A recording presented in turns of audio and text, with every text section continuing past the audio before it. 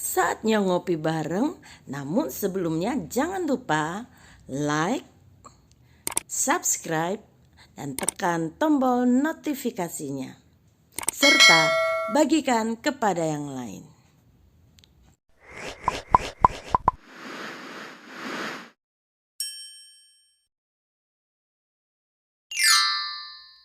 Kesetiaan sampai akhir. Matius.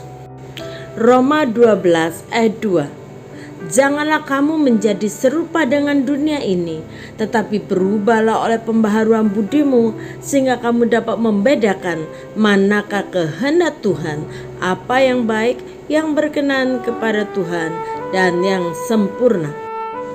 Matius adalah seorang Yahudi dari Galilea. Ayahnya bernama Alfius dan saudaranya adalah Yakobus anak Alfius. Nama aslinya adalah Lewi. Dan setelah menjadi murid Tuhan Yesus, maka Lewi lebih dikenal dengan nama Matius yang dalam bahasa Yunani berarti anugerah Yahweh. Sebelum menjadi murid Tuhan Yesus, pekerjaannya adalah sebagai pemungut cukai. Pada masa itu, para pemungut cukai kerajaan Romawi dipilih oleh para pejabat lokal Romawi dari penduduk setempat yang dianggap dapat diajak bekerja sama. Mereka diberikan kewenangan untuk menarik pajak, namun sama sekali tidak diberi gaji atas pekerjaan mereka.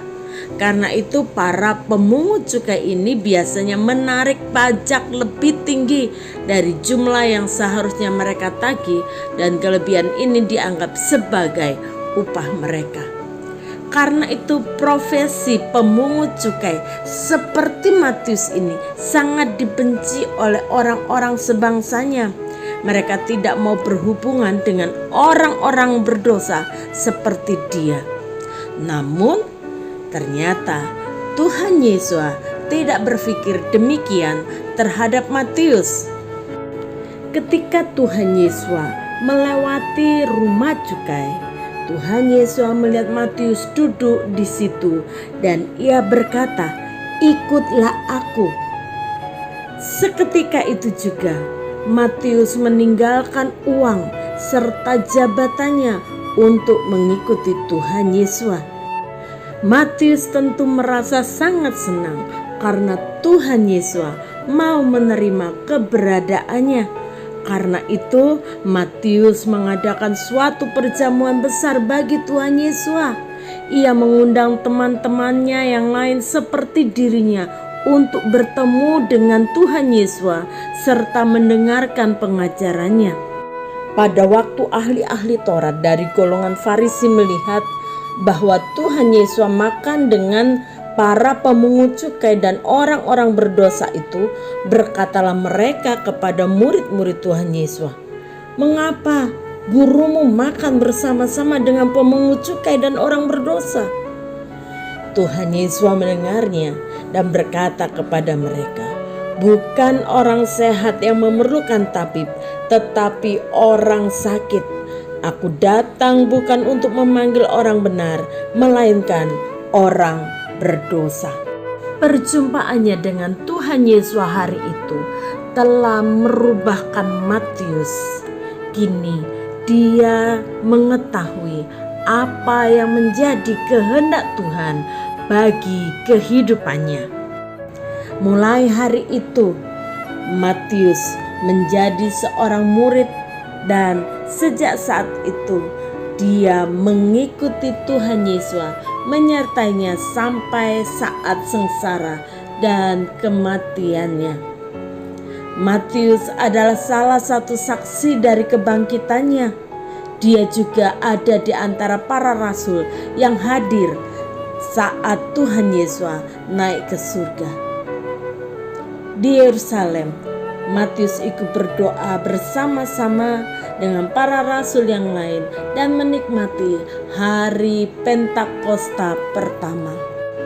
Setelah mengalami baptisan Roh Kudus bersama dengan rasul yang lain, Matius telah mengemban misi agung Tuhan dalam kehidupannya, yaitu untuk mengabarkan Injil.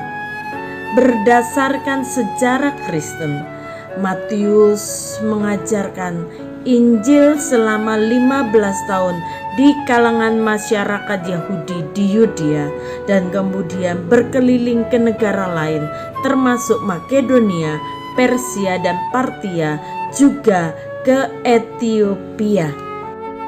Matius juga adalah seorang penulis Injil dan merupakan kitab pertama dalam Perjanjian Baru.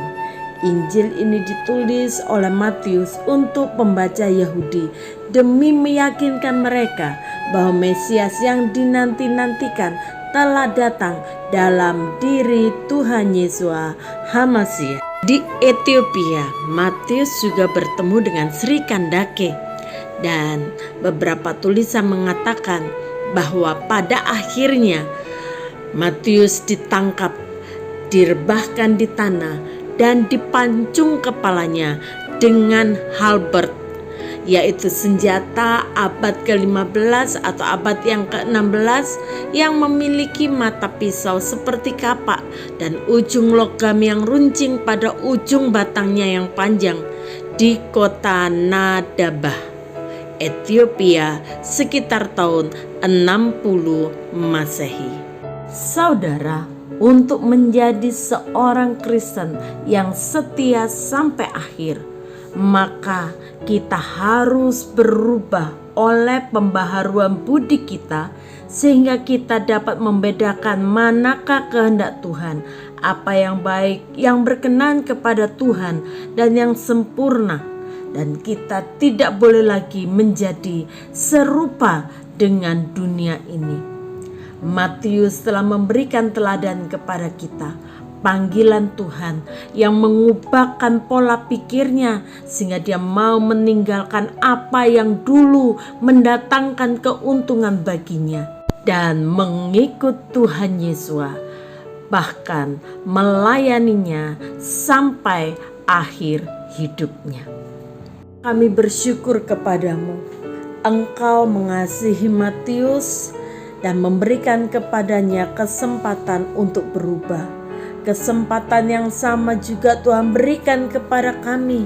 Karena itu Tuhan mau kami berubah dalam pembaharuan budi kami, supaya kami boleh mengerti apa yang menjadi kehendak Tuhan dalam hidup kami. Mari Bapa, tolong kami untuk kami bisa mengerti apa yang menjadi kehendak Tuhan, yang menyenangkan hati Tuhan dan yang sempurna di hadapan Tuhan.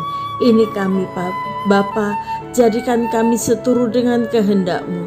Ini hidup kami, ini hidup keluarga kami. Kami rindu untuk terus setia sampai akhir di dalam kehendak Tuhan, dan kami mau melakukannya untuk kemuliaan nama-Mu. Di dalam nama Tuhan Yesus kami berdoa. Haleluya. Amin.